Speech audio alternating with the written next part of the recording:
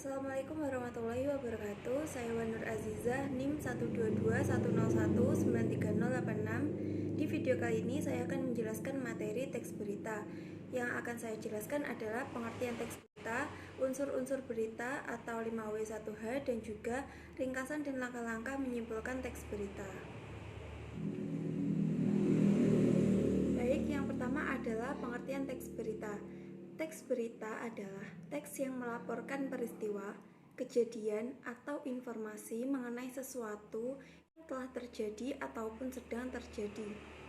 Teks berita yang ditulis juga harus berdasarkan fakta, namun tidak semua fakta dapat dijadikan berita. Sehingga pemilihan poin-poin penting dalam teks berita haruslah tepat agar tujuan dan fakta yang ingin disampaikan dapat dimengerti oleh pembaca. Berita bisa disampaikan secara lisan maupun tulisan.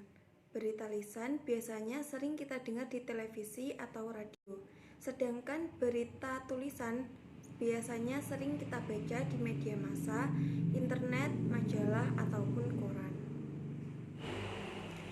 Yang kedua adalah unsur-unsur berita atau 5W1H. Unsur-unsur berita 5W adalah what, who, why, when, dan juga where. Yang satu adalah 1H, how. What, apa yang terjadi atau apa yang sedang terjadi.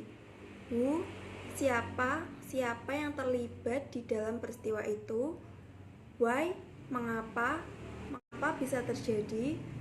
When, kapan peristiwa itu terjadi. Where, di mana peristiwa itu terjadi. Dan juga how, bagaimana peristiwa itu terjadi.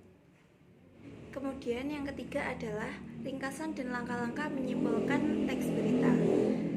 Di sini saya akan menjelaskan sedikit mengenai pengertian ringkasan dan juga kesimpulan.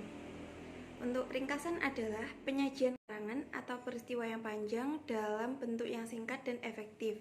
Sedangkan kesimpulan adalah kalimat yang disampaikan yang diambil dari beberapa ide pemikiran dengan aturan-aturan yang berlaku. Kemudian, untuk dapat menyimpulkan berita yang telah kita simak dari televisi maupun radio, sebaiknya kita memperhatikan langkah-langkah sebagai berikut. Yang pertama, menyimak berita dengan baik. Yang kedua, menentukan pokok-pokok isi berita. Yang ketiga, menyimpulkan berita berdasarkan pokok-pokok isi berita. Dan yang terakhir adalah menyampaikan kesimpulan itu kepada orang lain.